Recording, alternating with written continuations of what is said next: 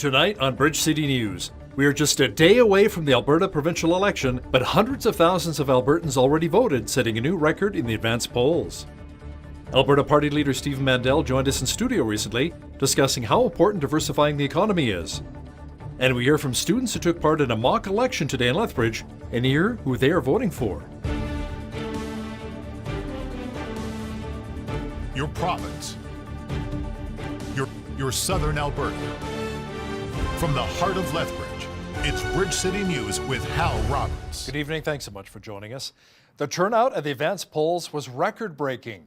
In total, 696,000 ballots were cast during the 5 days of advanced poll voting. It shatters the previous record of 235,000 in 2015. Locally, close to 4,000 people have already voted in Lethbridge and over 2,200 in the Brooks, Cypress, Medicine Hat region. There were also 781 people who voted in the Livingstone-McLeod riding. A rule change allowed early voters to cast ballots anywhere, not just the areas where they live. Elections Alberta says the Vote Anywhere ballots will be counted starting April 17th at 1 in the afternoon. NDP leader Rachel Notley went to Calgary today for the last day of campaigning, while UCP leader Jason Kenney planted door knocking in Edmonton. Alberta Party leader Stephen Mandel will also be in Edmonton, while Liberal Party leader David Kahn is focusing on Calgary. And just a reminder, Bridge City News will be broadcasting live, bringing you all of the results after the polls close at 8 p.m. tomorrow night. This election may be a challenge for Alberta Party leader Stephen Mandel. Recent polls have him running third in his own Edmonton riding. Mr. Mandel was on BCN recently, and he says diversifying our economy is key to a solid economic recovery. The issue is that forestry has a lot of potential. We put forward programs that we would increase the number of building access for forestry, for wood products. We look at creating more biomass products. We'd really create a new and different forestry industry, which we believe could double the employment. And that's, for the most part, a rural industry that could really help rural Alberta, which is vitally important. Catch the full interview with Alberta Party leader Stephen Mandel coming up in the second half of our show. UCP candidate Nathan Neudorf is running in Lethbridge East. I asked Nathan recently how he reconciles his faith with running as a provincial politician. At this point, there really becomes a differentiation between who I am and the job that I do, which is to represent the majority of people in Lethbridge East. And that integrity, my own principles, is to do that job well. So regardless, if I can, the onus is on me to find out what the majority of people believe and what they want represented. So it becomes less about me and more about them. Catch my entire interview with Lethbridge East UCP candidate Nathan Neudorf as he discusses what it'll take for the UCP to win on Election Day tomorrow. That's coming up after Business News. The Alberta Independence Party was formed in the early 2000s and has seen a revival since 2017. The party's platform includes ending equalization payments, turfing the carbon tax and GST. They're also promising the lowest taxes in North America. Lethbridge West candidate Ben Madison says Alberta received a raw deal from Confederation. And it's getting worse. We don't have enough votes to affect anything that happens in a federal election. They pillage our finances. It's just, something needs to change now. We pay for our own health care. We can really, really increase our standard of living in this province. This would probably be one of the most attractive jurisdictions in the world to live. Our standard of living would probably ratchet up about 6 notches from where we're at today. After in this province of 40 years of conservative rule and then followed by an orange experiment that I think was less than successful. To go back to what seems, a rerun of a broken system, making a comeback, I'm not sold. The Alberta Independence Party is fielding 51 candidates across the province. Students at Victoria Park High School cast their votes today for their parties and candidates they prefer to lead the province over the next 4 years. The students will not be able to vote in real elections until they turn 18. But that didn't stop the young voters from participating in the province-wide program run by Civics. As Loris Alexander explains, the campaign is a way to foster active and engaged citizenship among young people.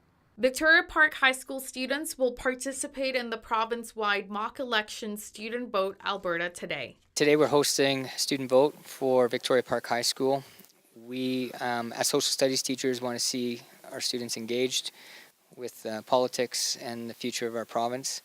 And so we're going to be having students cast ballots and have their say in what they believe are probably the most pressing issues, who they would like to see in power, and hopefully it helps creating an engaged citizenship for the future years to come. Students will take on the roles of electoral officers as well as voting citizens. So I am voting for the UCP because I have, well, for one, I've been with the Conservative Party for years because I've helped out with other campaigns, and we've just done a lot of research into it, and the carbon tax is a hard topic for a lot of people. I'm voting for the UCP, and I'm voting because I believe they have some good values for a school, for our mental health, and they believe that our school district should be a safer area than our outside life if we have our difficulties. The program seeks to educate students on the voting process and how to make an informed decision. Student Vote is an opportunity for our students here to, for some of them, have their first chance to have their voices heard in an election. So around Alberta, everyone is participating in the provincial vote, and we'll count them up and see how our students do compared to the rest of the province. The results of previous student votes have often mirrored the actual election results. For Bridge City News, I'm Loris Alexander. Another drug dealer has been busted in Lethbridge. Police have charged 44-year-old Kenneth Donald Leverington with various drug trafficking offenses. Police caught Leverington making a drug deal on 1st Avenue South on April the 11th. He was busted with 10 grams of meth and 9 pre-packed foils containing purple carfentanil. Leverington will appear in court on April the 18th. Please have a reminder, if you see any drug or gang-related activity in your neighborhood, call Crime Stoppers right away at 1-800-222-8477. A suspect who was arrested in Edmonton with the help of a Good Samaritan after allegedly lighting vehicles on fire now faces charges. Police say no one was injured in the incident while he was captured on video Friday near White Avenue. In total, 13 vehicles were damaged. Ross Lockwood, who shot the video, says a man in a Hawaiian shirt chased the person into a Starbucks, tackled him to the floor and held him until police arrived. Police say 22-year-old Malice Sutton faces various arson and weapons-related charges. Even though the carbon tax has been in Alberta for just over 2 years now, it is still an adjustment for those living in Ontario. The Ontario government says the tax is putting a burden on everyday people who drive to work or heat their homes. The claim was put forth today before Ontario's appeal court as the province argues that the tax is unconstitutional. Ontario says it is fighting climate change on its own terms and says Ottawa is intruding on provincial jurisdiction. The federal climate change law applies to provinces without carbon pricing of their own that meets national standards, including Saskatchewan and Manitoba. Canada is imposing more sanctions on the government of Venezuelan President Nicolas Maduro. Ottawa blames Maduro for the country's deteriorating economic and political situation. Foreign Affairs Minister Chrystia Freeland announced sanctions against 43 high-ranking Venezuelan officials, including regional governors. She's attending a meeting of the Lima Group, which opposes Maduro. Canada had already sanctioned 70 others linked to the Maduro government. Prime Minister Justin Trudeau visited one of the largest Sikh temples in Vancouver over the weekend. He praised the Sikh community for its values of equality and social justice. This weekend, hundreds of thousands of Sikh Canadians across the country will mark the most important day in the Sikh faith, the creation of the Khalsa in 1699 by Sri Guru Gobind Singh Ji. And no matter where people gather, whether at Gurdwaras or at Nagar Kirtans, this is a chance to focus on what matters, spending time with family and friends and coming together as neighbors and fellow Canadians. Because the values that we are celebrating today, like equality, social justice, values we see this afternoon as people do seva, selfless service, by serving langar, are values that make Canada stronger. We know that diversity is our strength, but we can't ignore the times in our history when this community faced injustice. That's why I stood in the House of Commons to apologize on behalf of the Government of Canada for the Komagata Maru incident an apology that the Khalsa Divan Society, along with people across the country, advocated for. As of next year, every April, our country will celebrate Sikh Canadian history. Happy Vaisakhi, everyone! Waheguru Ji Ka Khalsa, Waheguru Ji Ki Fateh. Powerful storms swept across the southern U.S. yesterday after unleashing suspected tornadoes and flooding that killed at least 8 people and injured dozens of others. The storm damage stretched north to Ohio. A tornado flattened the south side of Franklin, Texas, overturning mobile homes and damaging many other houses. Winds reached 200 kilometers an hour south of Dallas. Close to 90,000 customers were without electricity in many areas including Texas, Mississippi, Alabama, and Georgia. We've been hit the worst in this area here. We're just blessed to not have any injuries. This strip mall just been wiped out completely. Kroger said they're okay for the exception of right here. Cleaning up for the last 2 or 3 hours, helping the neighbors here and that's my brother that lives here. The fence around this pool has been pretty much blown down. He had 3 giant pine trees that's blown over in the field. Firefighters were battling a huge blaze atop the French capital's iconic Notre Dame Cathedral earlier today. Flames and black smoke were seen shooting from the base of the 856-year-old church's spire. At last report, the wooden roof is gone and much of the interior and contents have been destroyed. The peak of the church was undergoing a €6 million renovation project at the time of the blaze. It was on this day that the Titanic sank off the coast of Newfoundland. Jackie Robinson became the first black player in Major League Baseball, and the U.S. launched an air raid against Libya. This is Today in History for April 15th.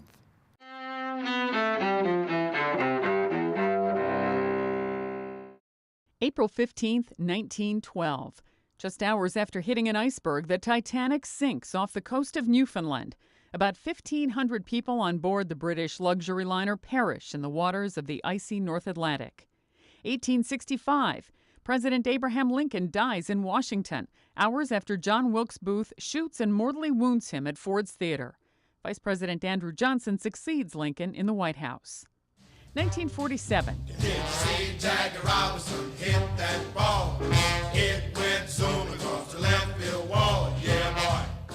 Jackie Robinson becomes the first African-American player in Major League Baseball. His debut with the Brooklyn Dodgers shatters baseball's decades-old racial barrier. 1986, the United States launches an air raid against Libya in response to the bombing of a disco in what's then West Berlin, Germany. Libya says 37 people, mostly civilians, are killed in the raid. 1998, Pol Pot, leader of Cambodia's Khmer Rouge, dies of natural causes along the border with Thailand at age 73. He evades prosecution for the deaths of 2 million Cambodians under his brutal regime during the 1970s. And 2001.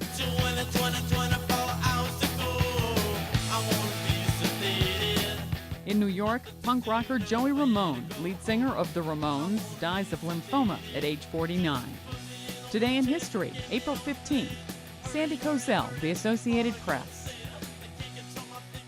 Another nice day in the Windy City. Lots of sunshine again today. The mercury is going up quite a bit this week. Complete weather details are coming up.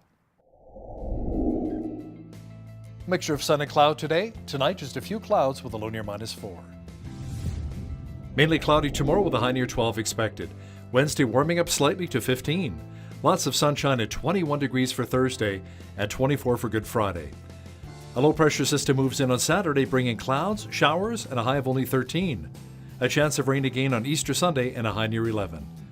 Looking at the almanac, the average high for this time of year is 13 and an average low of -1. The highest temperature on this date was recorded in 1984 at 26 degrees, and the record low was -15 in 1953. Sunrise was at 6:40, sunset at 8:23. Looking at tomorrow's national forecast now, a chance of rain at 12 for Victoria, rain at 12 as well for Vancouver. A mixture of sun and cloud and 11 in Calgary on Tuesday. Showers and 12 for Edmonton. Sunshine and 15 is expected in Regina. Just a few clouds and 14 for Saskatoon. Winnipeg will be mainly sunny and 14 as well. Increase in clouds and 11 for Toronto. Ottawa will be mainly sunny and 10. Montreal will have a mixture of sun and cloud and a high of 8 degrees. In the Maritimes, Fredericton, New Brunswick will have showers and 7.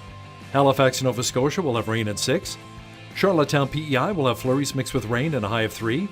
And in St. John's, Newfoundland, expect showers or drizzle and a high near 10 degrees tomorrow. NDP leader Jagmeet Singh says his party would defend supply management if it is elected in October. He says he fully supports compensating farmers for losses they have suffered as a result of trade agreements. He says he wants farmers and producers to be able to compete equally with foreign products in the Canadian market. The Trudeau government is promising billions of dollars to compensate farmers. New numbers from the U.S. government say the number of farms and ranches south of the border has fallen. The Agriculture Department released their 2017 Census of Agriculture last week. The study shows there were just over 2 million farms and ranches in 2017. A lot of that is down 3.2% from 2012. The average size of those operations was close to 178.5 hectares, an increase of 1.6%. About 75% of all sales came from only 105,453 farms. That is down more than 14,000 from 2012. A Vancouver-based company selling freshly milled flour plans to open its first retail shop this spring. Many feel this will help fill a gap in the unprocessed flour industry.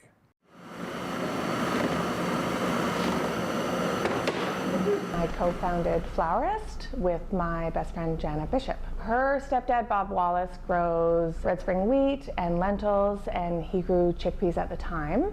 And so as a lifelong vegetarian, I've been eating these foods, cooking with them, feeding them to my family. And when she started bringing them back directly from the farm, I was just completely blown away by the difference in quality. Her stepdad Bob would come and visit her in the city here in Vancouver, and they would go to, retail stores and see the quality that was being made available, and it wasn't good. There was a huge gap in what was actually being produced in Canada by Canadian farmers and what was available in the marketplace. And so she sort of pitched the idea to me, and it was like a light bulb went off. When we started to really look critically at the opportunity and where this gap needed to be filled in dry goods as a whole, we really tapped in early to the fact that flour was a huge problem in our food supply chain. Flour should be consumed fresh after milling, and it just wasn't something we had access to in grocery stores at all. Through processing that our food has undergone, consumers were not getting the best possible product. We initially started working with, I think it was like 3 or 4 farmers, and now we actually work with about 13 or 14 farmers. Our sourcing criteria requires that we can actually know the farm and the farmer where our products were grown. We look for organic wherever possible, and we want that really premium quality product, so we want to ensure that we're getting the absolute best.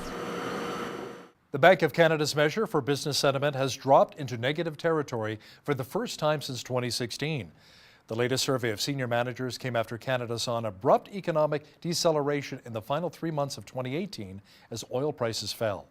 It found companies' expectations for sales had softened, with less optimism about future demand. Outside of the energy-dependent prairies, investment and hiring intentions remained resilient, especially in the services sector. The Canadian Real Estate Association says home sales and average prices declined last month from the same month last year. The association says sales through the MLS were down 4.6% nationally. The average sale fell 1.8% to $481,745. It says there were wide variations between markets in Alberta, BC, and Saskatchewan, which were more than 20% below their 10-year average. CREA says it will take time before measures announced in the federal budget to help first-time homebuyers take effect. In the meantime, many potential homebuyers remain sidelined because of the mortgage stress test. Now, here's a look at today's markets.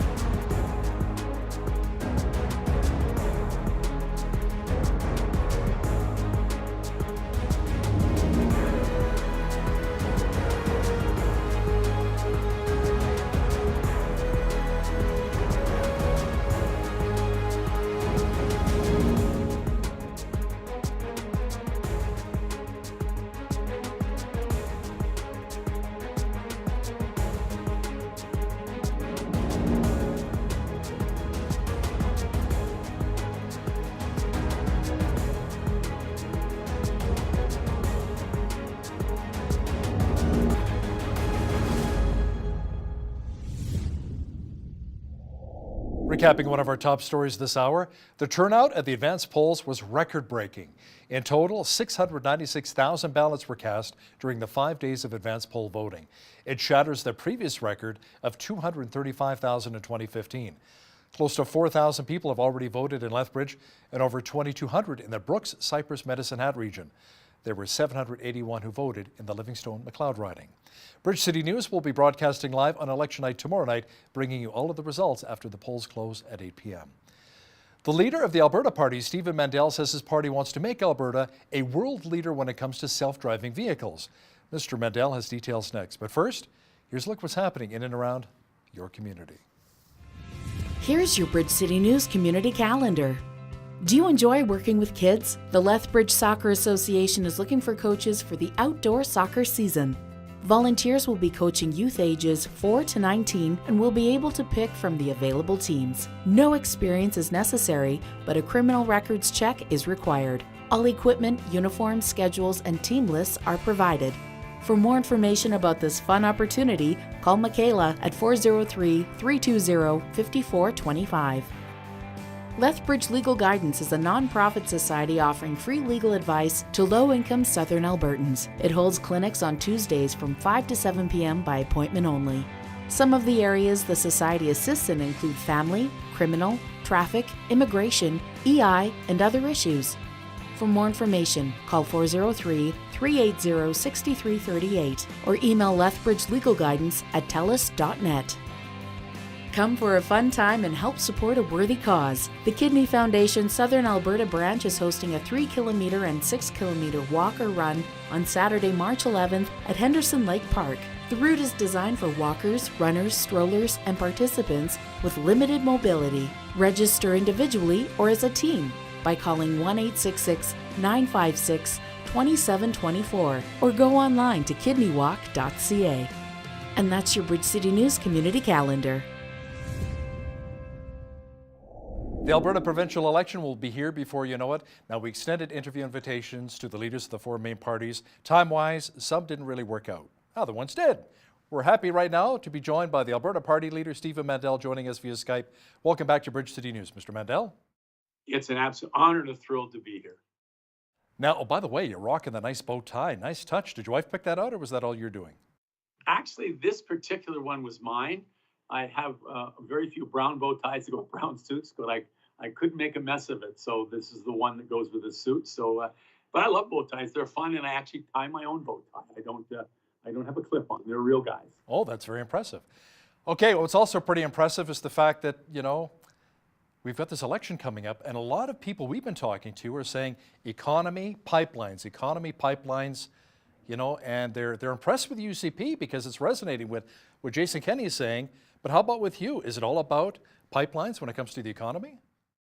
Well, I think it's in many ways it's about jobs, not just pipelines. I mean, many people are saying, why have we diversified our economy over the last number of years?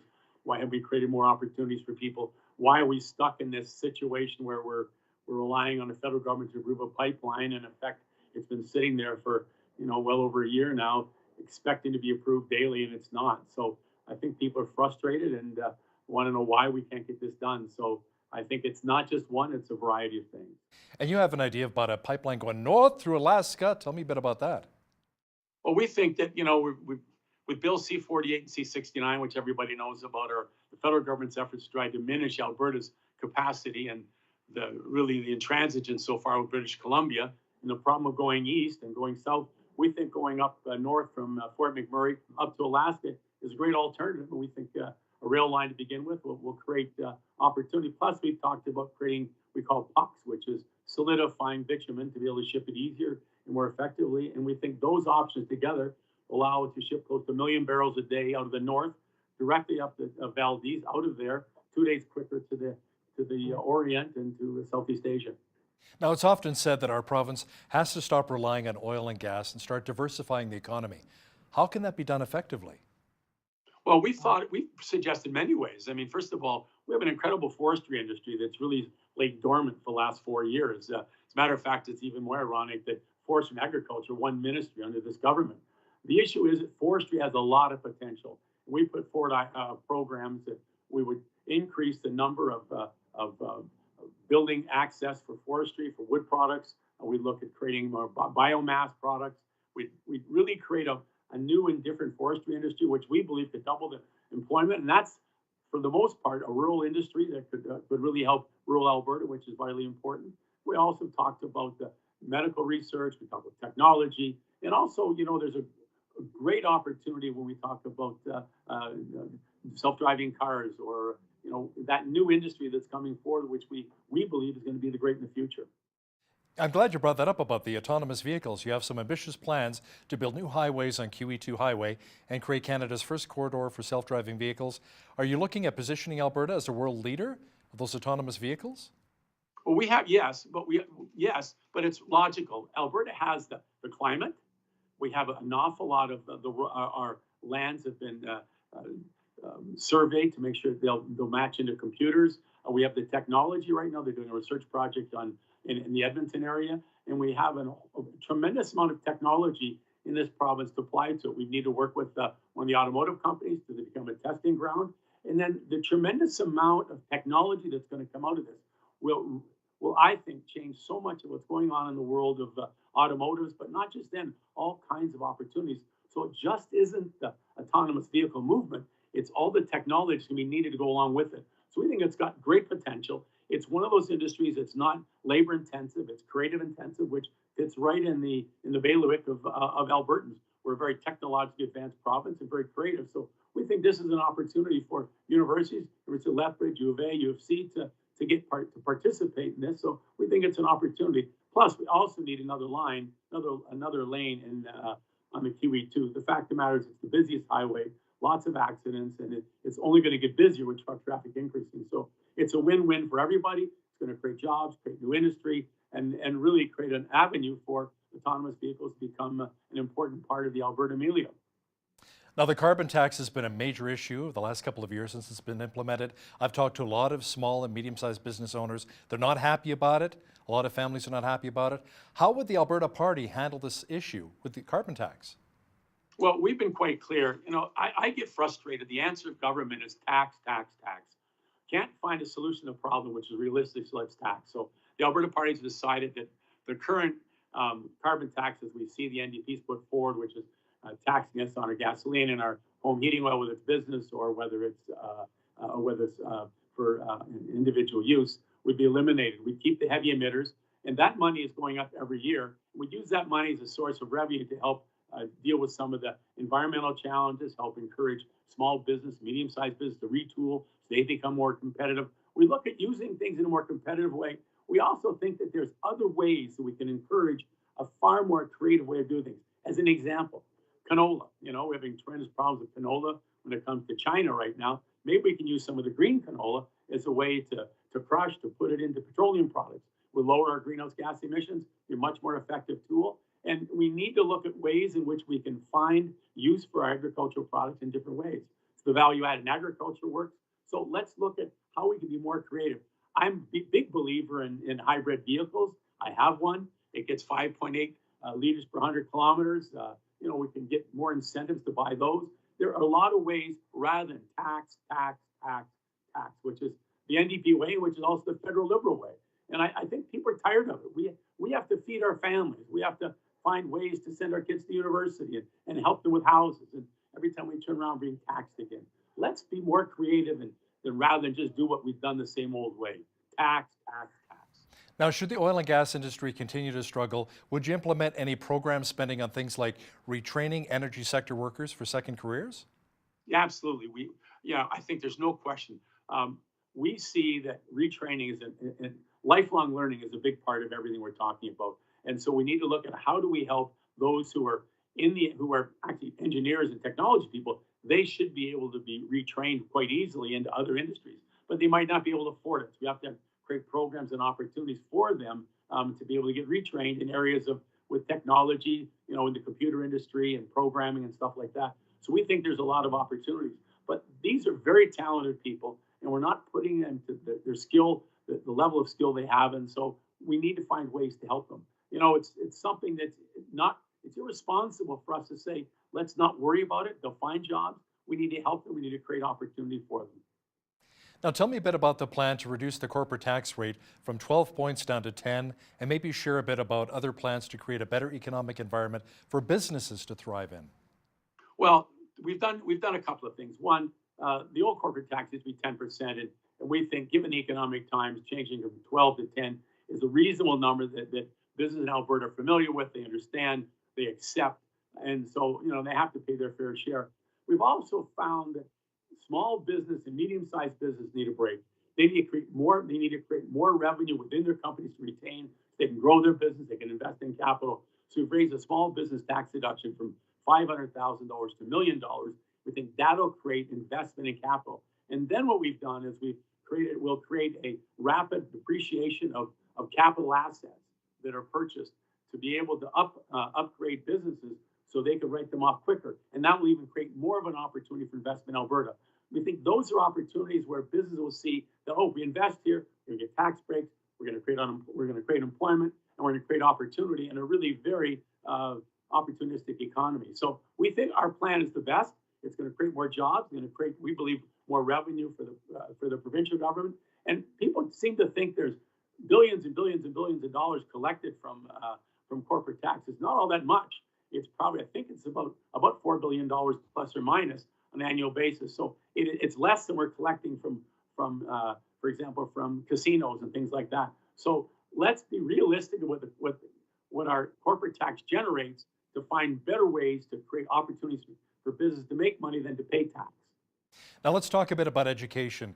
You would create 45,000 new post-secondary education spaces and yet retain the current cap on tuition. Where's the extra cash coming from? Well, government's going to have to help. I mean, first of all, we believe there's capacity, and we don't mean that always these classes are going to be only put in Edmonton, Calgary, Lethbridge. We think there's a real need for more students in other communities across the province. There's 26 post-secondary institutions, and we think that they can find ways to increase their attendance by using their facilities better. So, but we see that our universities are the growth of the future. If we're going to be an economy that deals with tomorrow's world, we have to have an educated, trained community. And so having post-secondary institutions is vitally important. We're one of the lowest in the country per capita basis of those that are going to post-secondary.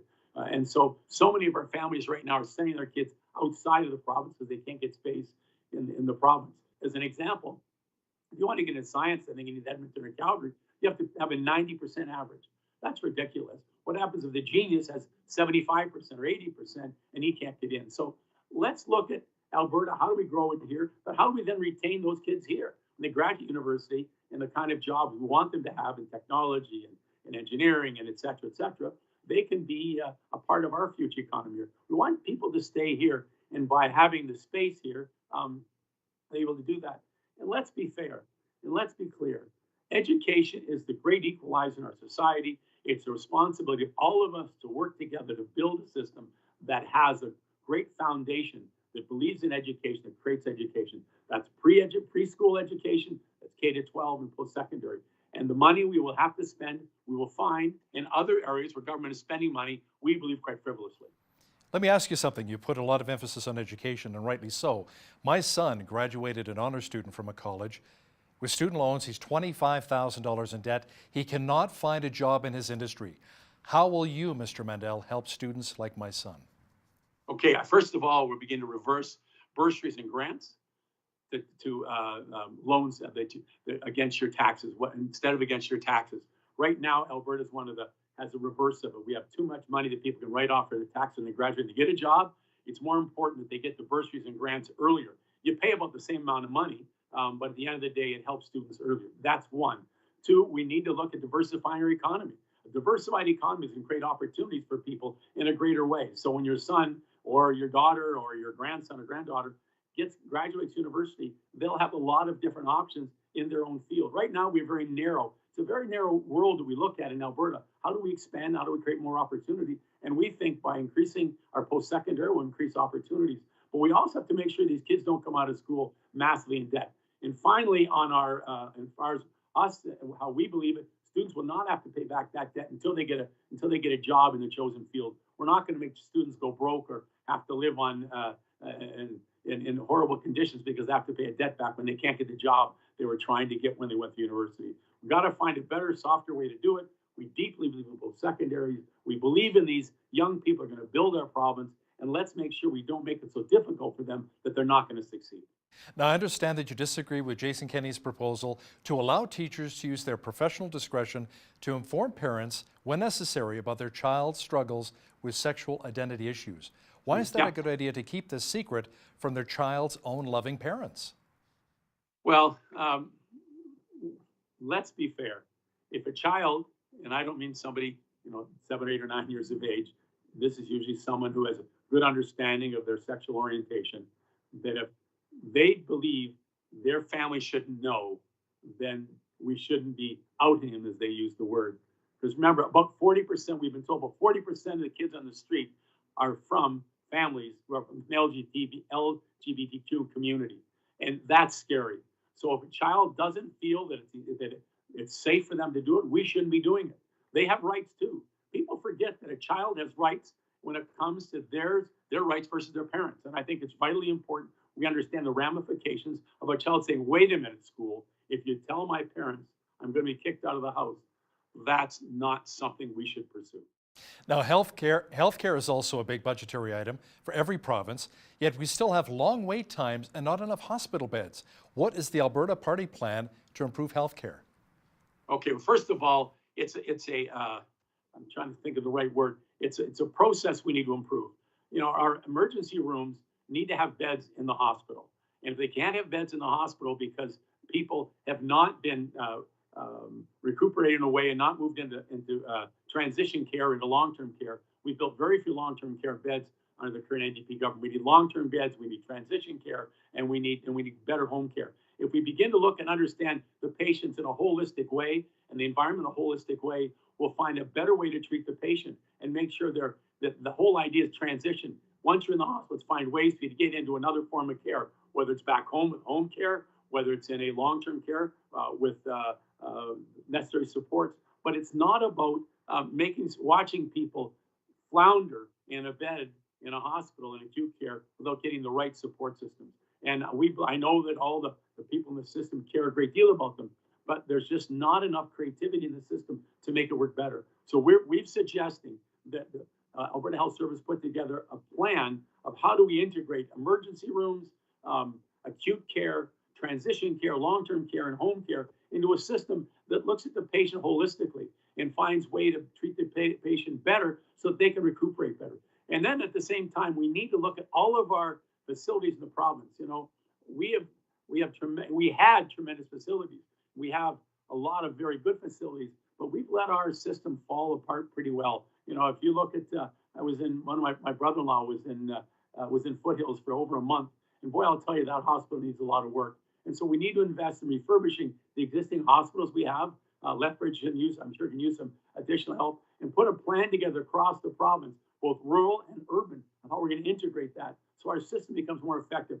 Healthcare is vitally important. We do it efficiently, effectively. It's a public healthcare system that's absolutely mandatory in our mind. We cannot have anything but public healthcare. But how do we do it better? How do we be more creative? And I think currently this particular government is looking at spend money with very poor results. So our party will find a much better way to create a more efficient, effective, dynamic system that's going to create and maintain our public healthcare system, but at the same time be more innovative and more creative and allow our system to do that too. Stephen Mandel, leader of the Alberta Party, thanks a lot for joining me today.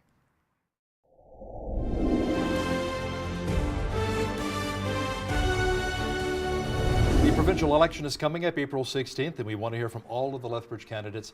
Joining me now in studio is Nathan Newdorf, the UCP candidate for Lethbridge East. Welcome to Bridge City News, Nathan. Thank you very much. Appreciate you taking the time. Well, you bet. So explain to our viewers a little bit about who Nathan Newdorf is. Sure. I'm a family man. My wife and I have 5 children. We've lived in Lethbridge for almost 25 years. She's an ER nurse in town, and I've spent a lot of time working in construction, had a number of my own businesses, and really felt that I could represent a large proportion of Lethbridge by having a blue-collar attitude, having a background where so many of our constituents can relate to that.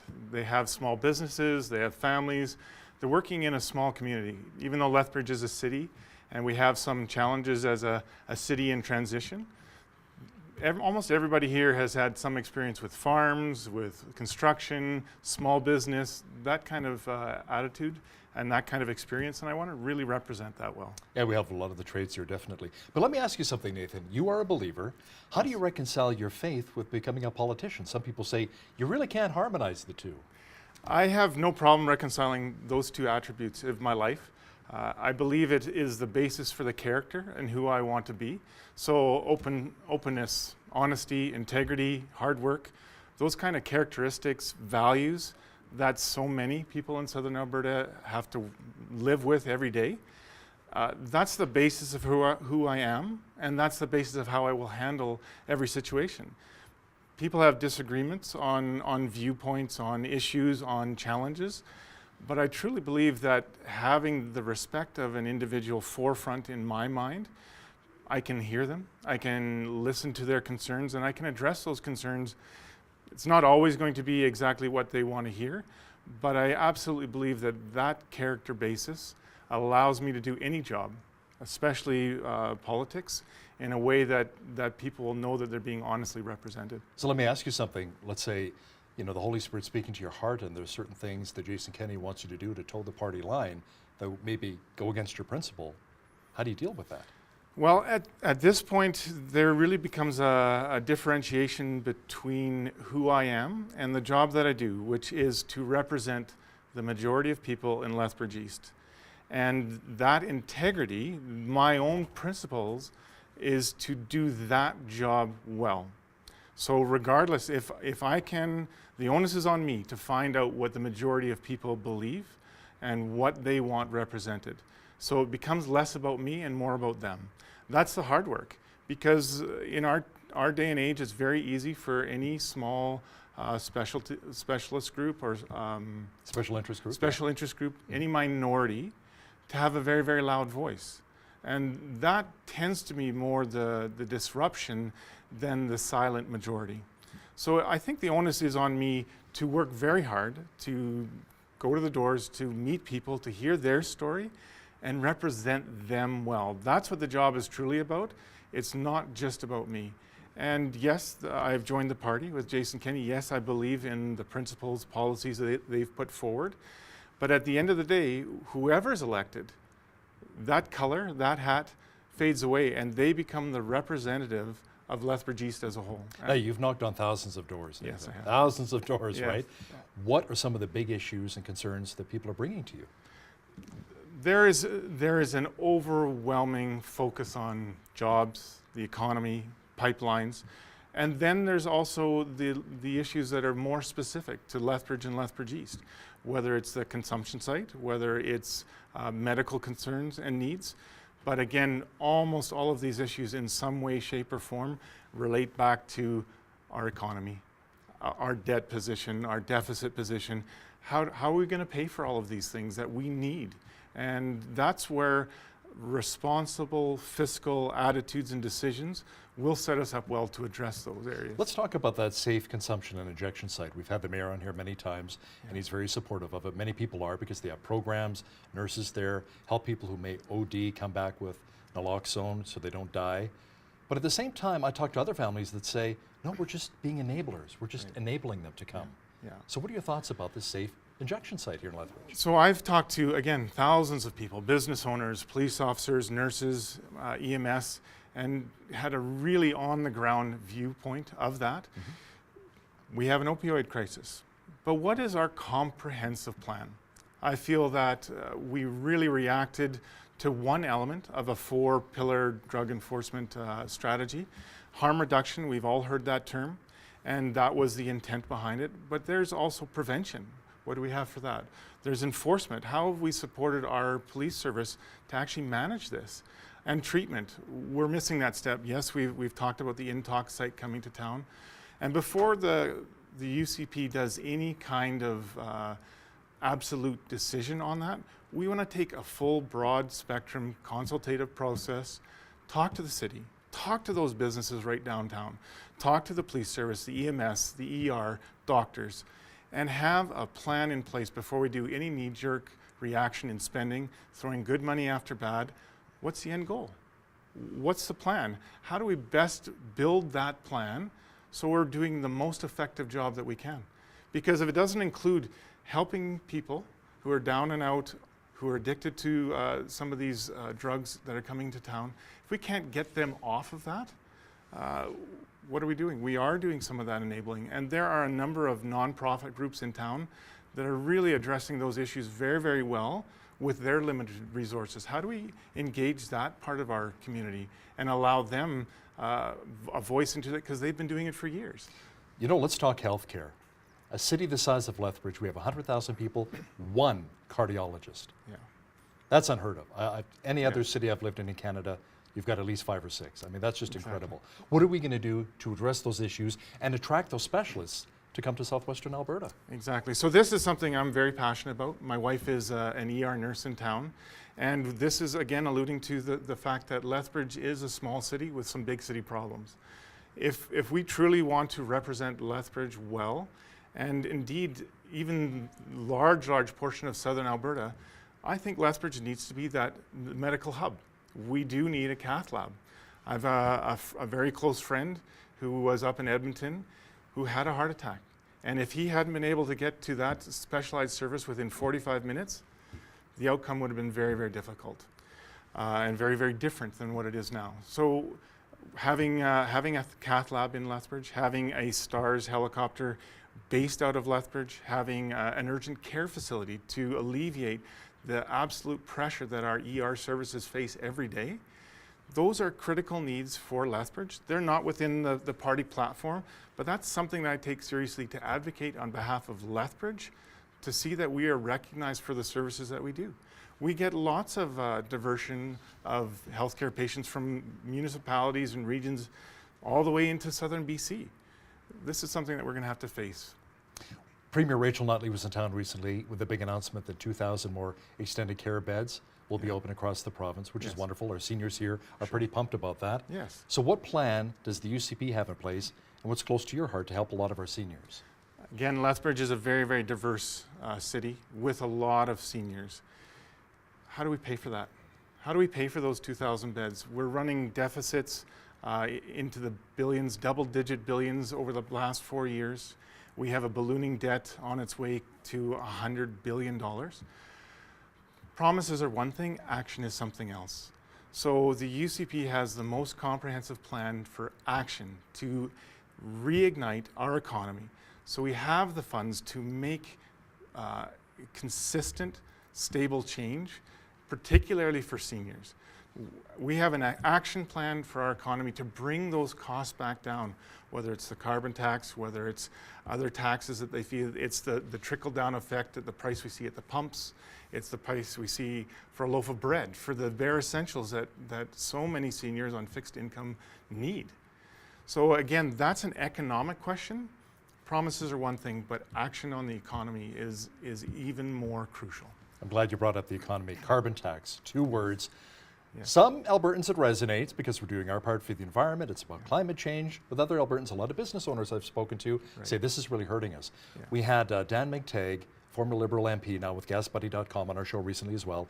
He says if Jason Kenney does repeal the carbon tax, that'll mean 7.1 cents a litre savings at the pumps. Yes. That's at the pumps as well. Yes. But there's also businesses, running their businesses, having to pay huge bucks in carbon tax. Yeah. So what are your thoughts in regards to the carbon tax? What are business owners telling you? Business owners are telling me that the tax is just one more burden on their business. It makes the amount of the margin that they have to work with to hire staff, to invest in their businesses, that much more difficult. We've seen quite a number of local businesses, small service industry, restaurants, mom and pop stores and shops really hit hard by that carbon tax. Again, seniors have hit that hard. I've talked to numerous seniors' homes where they're paying an exorbitant amount for a carbon tax, and not everybody there gets a rebate. So then that's just pushing up their cost of living. To repeal that tax will be one of the strongest messages we can send that we're fighting for Albertans. The problem with the carbon tax is to actually make a difference on the environment, you need to keep moving that number up so that people change their behavior. moving it up to a rate of possibly 10 times what it is now at $30 a ton up to $300, which would cost the average Albertan family $600 a month. Where we have a study across Canada from a month or two back saying that 49% of Canadians are $200 away from not being able to pay their bills. So do we really want governments, whether it's provincial or federal, to nearly bankrupt half of our population on a tax that has not yet made an impact on the climate change? So these are serious issues. We believe that innovation, technology, empowering our businesses and our research and development will make more of an impact on carbon emissions and climate change than punishing our population. What about a plan for university and college students? Today, college is just as expensive as university, in many instances, you know. These poor kids, they're graduating, honor student, they're in debt $20,000, $30,000, $40,000. They need help. They do. How can the UCP, what's the plan to help a lot of these post-secondary education students?